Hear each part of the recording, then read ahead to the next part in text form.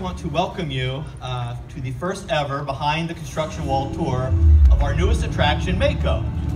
When Mako opens, it will be the tallest, longest, and fastest coaster in Orlando, and it's debuting June 10th here at SeaWorld Orlando. Mako will let our guests experience the power and the strength of this apex predator with relentless airtime. Now, at SeaWorld, real can definitely be amazing, but seeing is definitely believing. So ladies and gentlemen, point your cameras 200 feet in the air. You're about to meet Mako.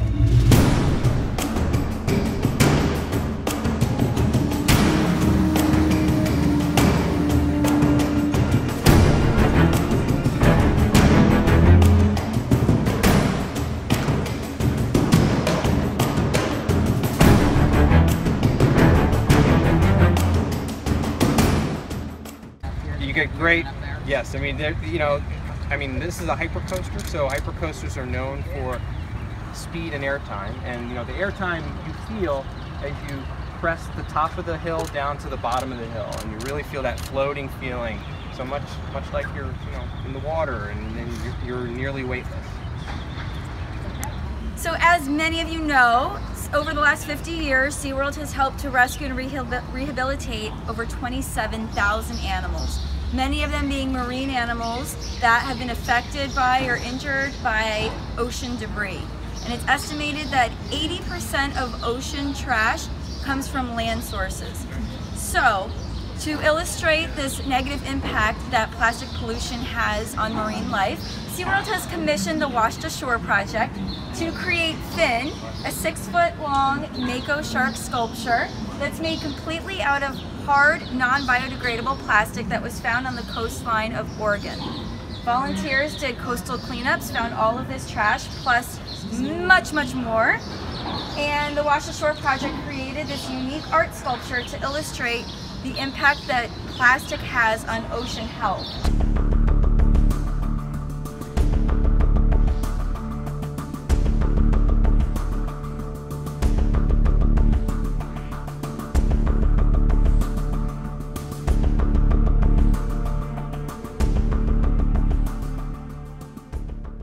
Ride and retail. And it allows us to kind of put on goggles, VR goggles, all that cool stuff. It really does happen. And we can look through and check all the sight lines of the attraction, which really allows our design engineering team to make sure that everything is as it's supposed to be from a creative standpoint as well. So let's hit play here and we'll walk through. So you're going to see first how we take a rendering, which is really where we started with the attraction. This attraction was originally pitched with only 6 renderings. This was one of them, to show how the realm would look and our new entry piece. And then we move into digital modeling. So these are actually documents and digital models that are engineering, so we can actually check all of our connection details and make sure everything looks great. What you're going to see next are our educational components. We have 3 zones of education in the land. This is one of them, where guests will learn about the true story of attack, what sharks eat, and guess what? We're not on the menu, so that's all good news. You're also going to learn about the diverse species of sharks. There's over 420 of them, and we'll have represented the largest shark, the whale shark in the paving, to the smallest shark on the planet, 6 inches, the pup shark. So our guests have now gone through the attraction. They've been a Mako shark hunting under the pier. They've made their way through the old ship, rusty shipwreck, and now they're rising back up to the surface of the water. So the space that we're in right now represents the top of the shipwreck and the ocean and water above us. You're actually looking at about a 40% complete scenic package and about a 10% complete show package in the station. So what we want to do here at the Mako station, people love our Manta dispatch, that moment when the vehicles go up and you shoot out the station. So we took what people love there and we made it 20 times better in here. The story that guests are going to understand when they're standing here is this is going to be the ocean. There's layers of ocean that scenic that's coming in, sculptures of shark and the prey fish those sharks eat. On the content will actually be sort of shadowy images of the sharks swimming above and the fish that they eat.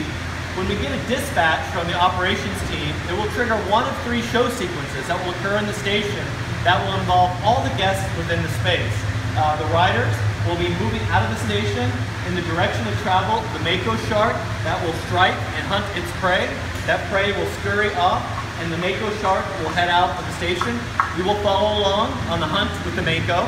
The guests that are hanging in the background, they'll have a soundscape experience and a lighting experience that will be different every time as well, which is really nice. Big subwoofers, big sound. All original music was created for the Mako attraction. 38 total minutes, played through 7 different zones and realms. And a really unique thing that I personally love to do on attractions is put the music off board, including lift hills and block breaks and station breaks. So this ride is just like that. We have an original score, 3 different versions that will follow the riders from here to the top of lift.